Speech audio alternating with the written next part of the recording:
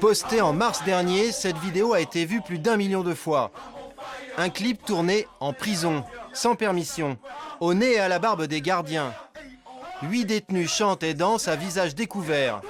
Ils ont diffusé leur musique sur Internet grâce à un téléphone portable, un objet totalement interdit dans les prisons américaines.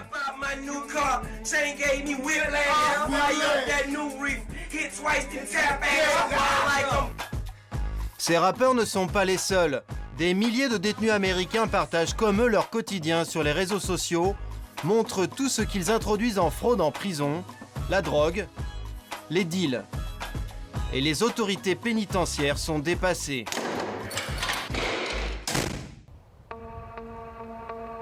Le clip de rap a été filmé dans ce pénitencier, à Kershaw, une des 25 prisons de Caroline du Sud. Comment ça va? Ça va, et vous, monsieur? Ça va pas mal. La vidéo a sérieusement agacé Brian Stirling, le patron des services carcéraux de l'État. Être le directeur ici, c'est comme être le maire d'une ville moyenne de 30 000 habitants. Ici, le directeur a déclaré la guerre au portable. Alors à l'entrée, fouille en règle pour tout le monde, même pour lui. Je suis Brian Stirling. Le téléphone portable, c'est le nouvel ennemi numéro 1 dans les prisons. Dans cette pièce, les gardiens stockent tout ce qu'ils ont saisi d'illégal. De la drogue, des armes, mais surtout des centaines de portables qui franchissent clandestinement les grilles de la prison. Plus de 3000 saisis en Caroline du Sud l'an dernier. La plupart du temps, ils utilisent des téléphones comme celui-ci. Ils sont plus faciles à cacher. Ils peuvent les mettre dans des endroits où on les trouve difficilement.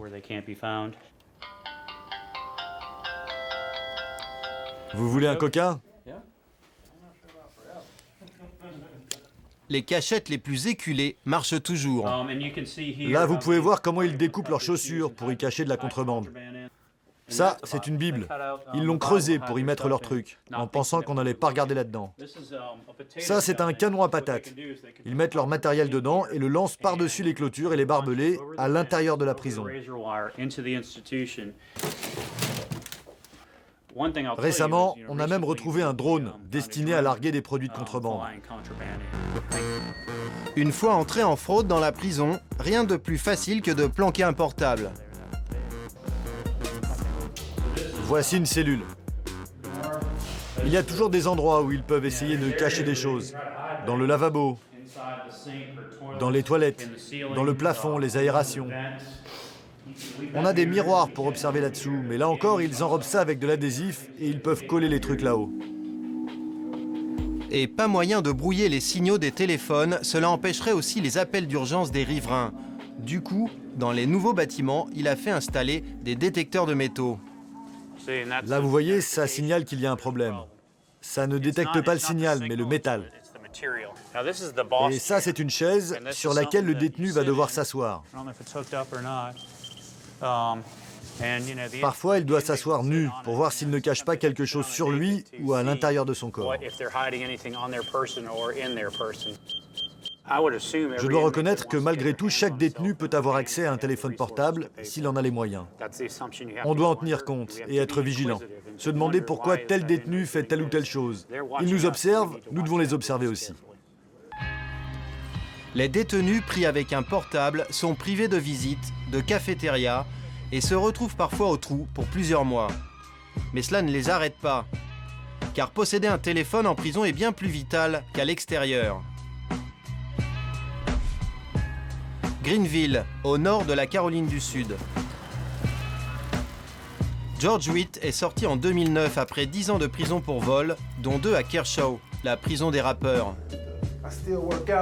Je continue à pratiquer ma routine de prisonnier. Tous les matins, je fais ça au réveil.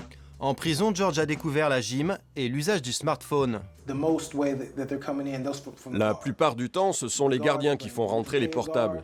Je peux payer un gardien qui va acheter un téléphone pour 40 € et il va me le vendre ensuite pour plus de 200 €.